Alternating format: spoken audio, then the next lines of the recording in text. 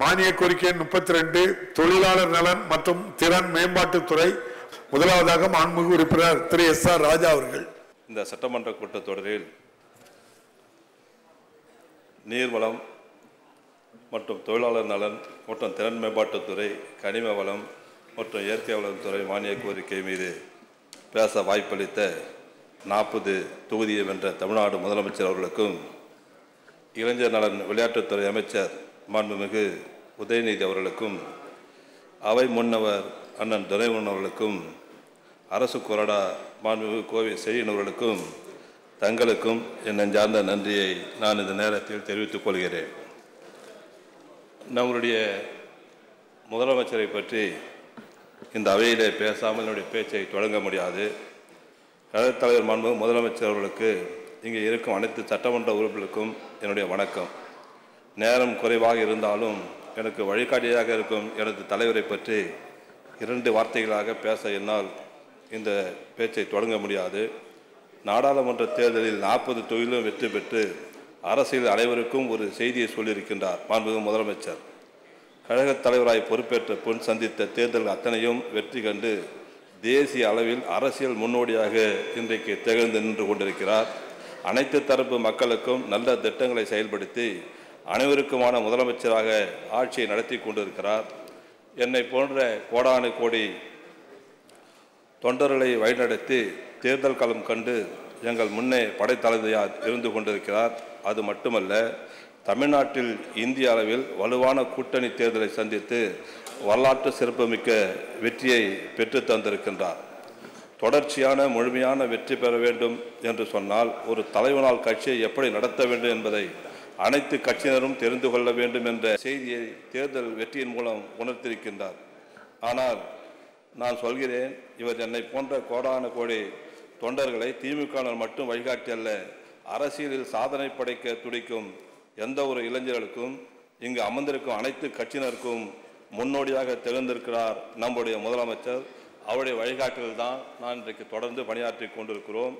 இதுபோல ஒற்றை செங்கலை வைத்து 29 பைசா நாணய பதாகையாக கொண்டு தமிழ்நாட்டை வஞ்சிக்கின்ற ஒன்றிய அரசை அம்பலப்படுத்தி இன்றைக்கு விளையாட்டுத்துறை அமைச்சர் உதயநிதி அவர்கள் தேசிய அரசியலில் புது ட்ரெண்டை உருவாக்கியிருக்கின்றார்.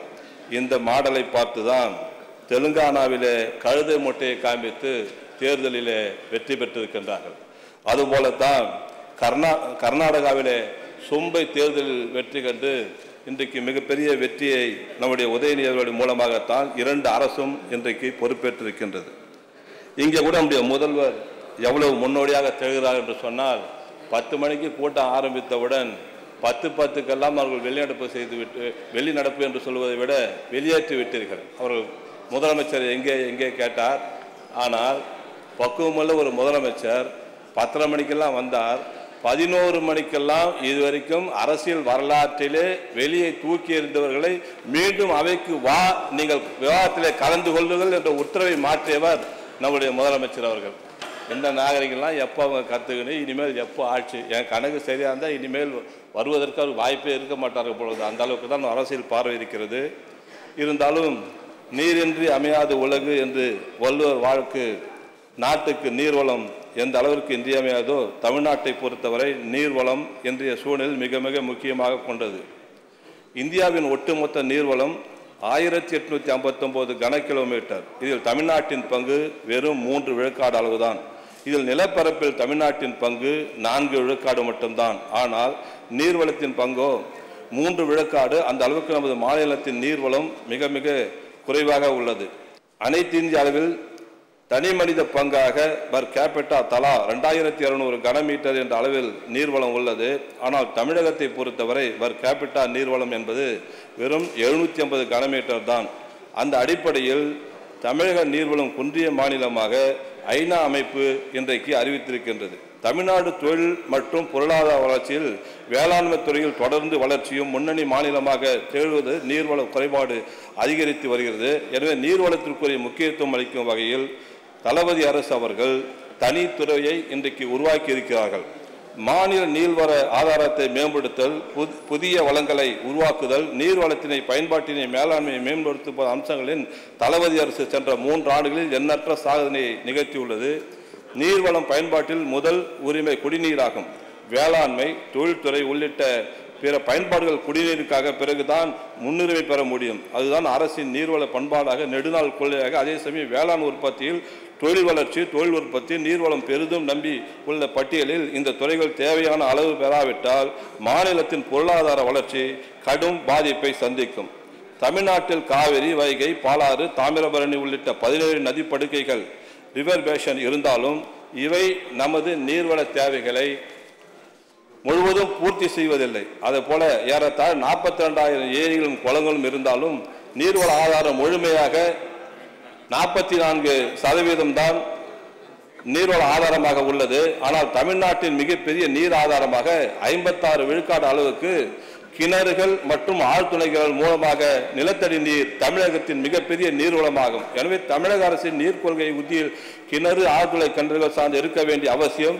இதில் புதிய தொழில்நுட்பங்கள் நிலத்தடி நீர்வளத்தை இரட்டிப்பாக்குவதற்கு திட்டங்கள் வழிவகை கண்டறிந்து ஆறுகளின் குறுக்கே அதிக எண்ணிக்கையில் தடுப்பணை கட்ட வேண்டும் என்று இந்த நேரத்திலே அவையின் முன் கவனத்திற்கு நான் எடுத்து வைக்கிறேன்.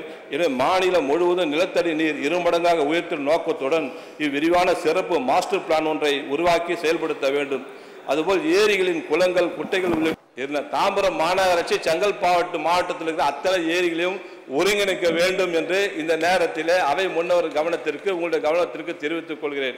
ஒரே ஒரு செய்தியை, தொகுதி பிரச்சனையை பேசாமல் இருந்ததுன்னா நல்லா இருக்காது. ஒரே ஒரு செய்தி மட்டும் நான் சொல்கிறேன். எனக்கு தெரிந்து 66 ஆண்டுகளுக்கு முன்பாக கிராம நத்தம், காலனி நத்தம், ஏரி, குளம், குட்டை, கால்வாய், விவசாய நிலங்கள், இது போன்ற மேய்க்கால் புறம்போக்கு நிலங்கள், இது போன்றதான் எனக்கு தெரிந்து இருந்தது.